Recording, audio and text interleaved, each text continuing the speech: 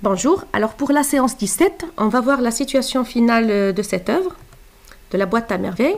Alors, Zineb partit faire une commission, revint tout essoufflé, tout le monde l'entendit crier de la ruelle. « Mère Zoubida, je t'apporte une bonne nouvelle. J'ai vu dans la rue le Ma'allim Abdeslam. » Ma mère ne disait rien. Elle me rejoignit dans notre chambre et restait au milieu de la pièce, les bras ballants. Elle avait quitté la terre et nageait dans la joie au point de perdre l'usage de sa langue.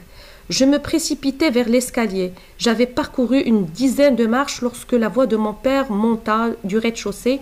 Donc voilà, donc c'est le père qui est revenu. D'accord? Donc regardez ce qui est écrit en vert. Alors c'est le champ lexical de la joie. Les bras ballants, quitter la terre. Donc c'est une hyperbole. Elle a quitté la terre tellement elle était joyeuse. Elle nageait dans la joie.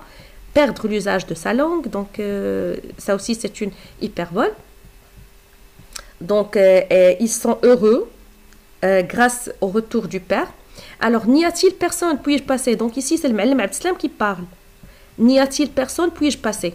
Donc, ça, c'est un témoignage social. Vous voyez que les hommes, pour entrer à leur maison, puisque les maisons, dans les maisons, il y avait des voisines, donc, ils étaient obligés de demander la permission avant d'entrer. Donc ça, c'est un témoignage social parce que ça a été inconvenable de voir une femme qui ne porte pas de voile. D'accord? Donc les femmes ne devaient pas se montrer devant un étranger, d'accord, sans voile. Donc ils demandent la permission pour ne pas, pour ne pas déranger ou bien pour ne pas surprendre des femmes sans voile. Donc n'y a-t-il personne? Puis-je passer? Le timbre n'en avait pas changé. Donc, c'est le Ma'allim Abdeslam qui n'a pas changé de voix. Alors, c'est Sidi Mohamed qui trouve que la voix de son père n'a pas changé. Alors, installé sur les genoux de mon père, je lui racontais les événements qui avaient meublé notre vie pendant mon absence.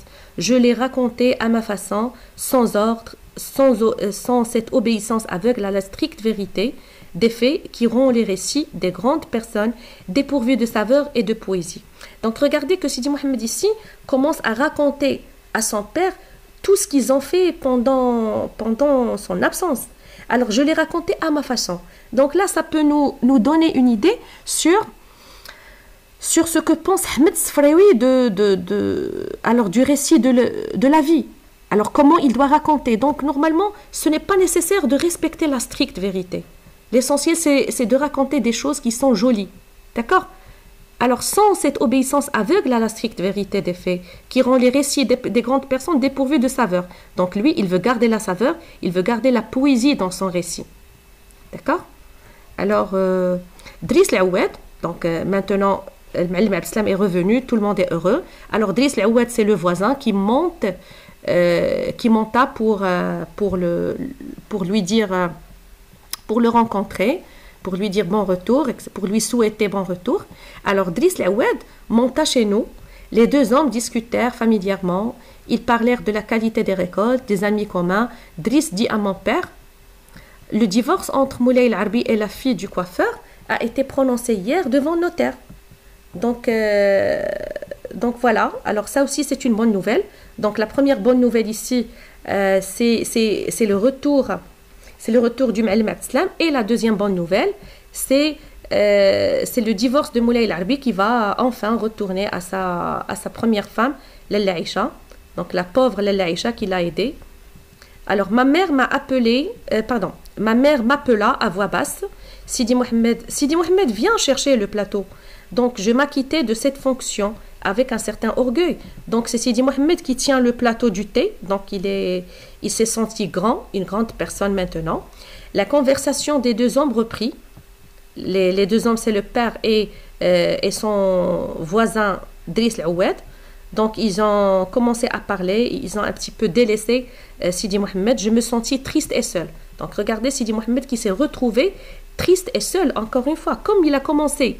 Si vous vous rappelez le premier paragraphe de la boîte à merveilles, il parlait de sa solitude. Alors même ici, c'est le dernier paragraphe qui parle aussi de cette tristesse et de cette solitude. Je me sentis triste et seule. Non, non, je ne voulais pas pleurer. Donc tellement il voulait pleurer. Moi aussi, j'avais des amis. Donc il s'est trouvé seul. Alors, mais il avait ses amis. Alors, qui sont ses amis? Ils sauraient partager ma joie. Je tirais de dessous le lit, ma boîte à merveilles. Je l'ouvris religieusement, respectueusement, ça veut dire. Toutes les figures de mes rêves m'y attendaient.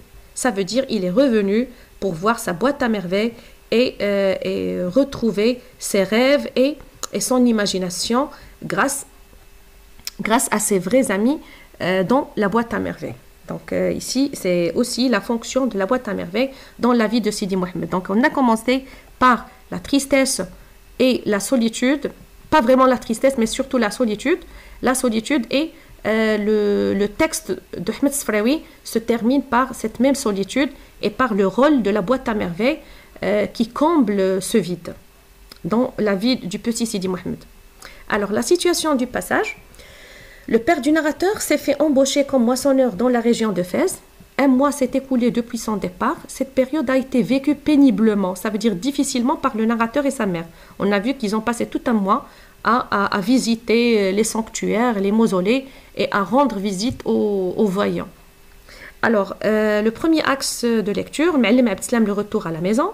Ce retour a été accueilli par la plus grande joie de Sidi Mohammed et sa mère. Le narrateur excité, bouleversé, reprit confiance et éclata de rire. Il lui raconta les événements qui se sont déroulés en son absence, dans le désordre et sans respecter la stricte vérité. De son côté, la mère, incrédule, nageait dans la joie et riait comme une petite fille. Moulay el-Harbi, le retour à la raison. Donc vous voyez la symétrie de leur destin, d'accord, du destin des deux familles.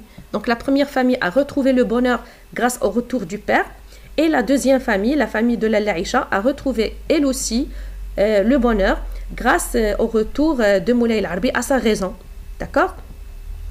Il goûtait aux fruits amers de sa mésaventure. Ça a été une mésaventure, ça veut dire une aventure mauvaise, une mésaventure, le fait d'épouser une jeune fille alors qu'il est un vieil homme. Alors sa jeune épouse lui avait rendu la vie insupportable, bien sûr avec ce grand écart d'âge. Après le divorce, Moulay el-Harbi retrouve la tranquillité de l'âme et la paix des hommes bénis. Alors, aussi, on peut dire que Sidi Mohammed est le retour à la boîte à merveilles. Donc, il a retrouvé sa boîte à merveilles. Le narrateur s'est retrouvé seul, comme il l'était toujours, avec pour seule compagnie les objets de la boîte à merveilles, tout simplement. Donc, il va retrouver ses vrais amis. Alors, conclusion, cet extrait comprend l'élément de résolution et la situation finale. Donc, la résolution, c'est le retour du père, et la situation finale, c'est le retour, c'est retrouver l'équilibre de la famille, c'est-à-dire le retour du père après un mois d'absence, et le retour de la famille à la tranquillité et le bonheur d'autrefois. Alors voilà, c'est la boîte à merveilles qui a terminé avec le retour de Sidi Mohammed à sa boîte à merveilles. Donc voilà, c'est la dernière séance de la boîte à merveilles.